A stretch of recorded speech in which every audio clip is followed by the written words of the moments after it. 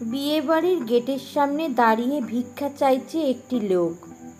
দেখে ভিখারি ও মনে হয় না, বেশ সৌম্য সুদর্শন চেহারা, তবু ভিক্ষা করছেন। কেউ ভিক্ষা দিচ্ছে, কেউ আবার পাশ কাটিয়ে চলে যাচ্ছে। সালটা 1904 কিংবা 1905 হবে। কলকাতার মেডিকেল কলেজ থেকে কৃতিত্বের সঙ্গে পাশ করে 1883 খ্রিস্টাব্দে বিলেতে গেলেন রাধাগোবিন্দ নামে এক সদ্য যুবক। সেখান থেকে এমআরসিপি হয়ে দেশে ফিরলেন। তারপর দেশে ফিরে প্র্যাকটিস শুরু করলেন। আর এক গরিবের ভগবান। রোগীর ওষুধ কেনার পয়সা নেই, ফ্রি তো নিতেন না, ওষুধের টাকাও দিতেন। এলো কলকাতায় সেই ভয়ঙ্কর প্লেগ মহামারী। প্রচুর মানুষ প্রতিদিন মারা যেতে লাগলো। সব ভয় তুচ্ছ করে উত্তর কলকাতায় সারাদিন অক্লান্ত পরিশ্রম করে চলেছেন এক ডাক্তার। রোগীর পরিবারকে সচেতন করছেন। এ কাজের সঙ্গী আর একজন মহর্ষি নারী। তিনি হলেন সিস্টার নিবেদিতা। নিবেদিতাও সারাদিন স্নান খাওয়া ভুলে গেছেন। আর সেই বিলেত ফেরত ডাক্তারবাবু প্রখর রোদে সাইকেলে চেপে পাড়ায় পাড়ায় রোগী দেখতে যাচ্ছেন।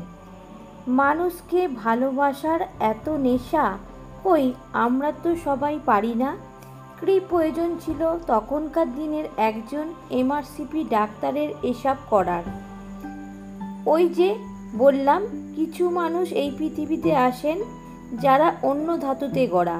নবজাগরণের আলোকবর্তিকা। তখন কলকাতার মেডিকেল কলেজ হয়েছে। সেখানে ইউরোপীয় মানুষদেরই দাপট। নেটিভদের ভালো চিকিৎসা করা হয় না। তিনি ভাবলেন, একটা মেডিকেল কলেজ যদি করা যায় তাহলে দেশের মানুষগুলো একটু চিকিৎসা পায়। কিন্তু কে দেবে এত টাকা? নিজের সব দিয়েও তো কলেজ ও হাসপাতাল করা সম্ভব নয়। তখন তিনি হাসপাতাল নির্মাণের জন্য ভিক্ষা করতে শুরু করলেন বড়লোকদের দ্বারে দ্বারে। বড়লোকের বাড়িতে বিবাহের অনুষ্ঠান। বিলেত ফেরত ডাক্তারবাবু দাঁড়িয়ে আছেন গেটের সামনে। কিছু অর্থ দান করুন না, হাসপাতাল করব। চেনেন না কেউ ডাক্তারকে। কপালে হাত ঠেকিয়ে, যেমন ট্রেনে ভিখারিদের অনেকে করে থাকে। যত সব 420 দল হাসপাতাল করবে। হয়তো এসব বলতে বলতে বিয়েবাড়ির ভেতর চলে যাচ্ছে। আবার কেউ চিনতে পেরে, ডাক্তারবাবু আপনি, এই বলে নমস্কার করে পকেট থেকে টাকা বার করে দিচ্ছেন। এইভাবে নানাভাবে তিনি হাসপাতালের জন্য টাকা তুলতে লাগলেন।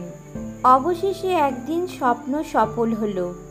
বেলগাছিয়ায় ভারতবর্ষের প্রথম বেসরকারি অ্যালবার্ট ভিক্টর কলেজ ও হাসপাতাল প্রতিষ্ঠান করলেন।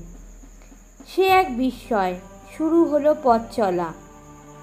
এরপর কলেজের ছাত্রদের জন্য বাংলা ভাষায় চিকিৎসা শাস্ত্রের বই লিখলেন।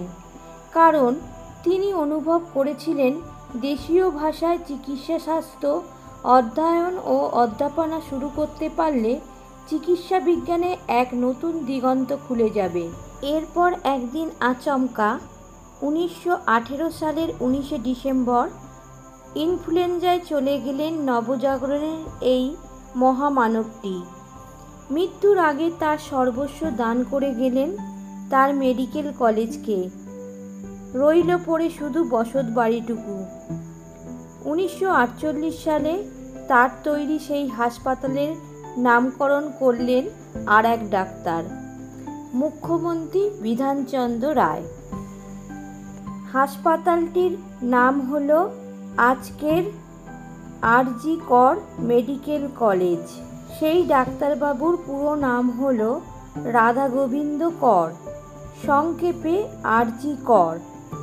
জন্ম 1852 সালের 23শে আগস্ট আর মৃত্যু 1918 সালের 19শে ডিসেম্বর। জীবনটা অন্যভাবে কাটিয়ে দিতে পারতেন না তখনকার দিনের একজন বিলেত ফেরত ডাক্তার?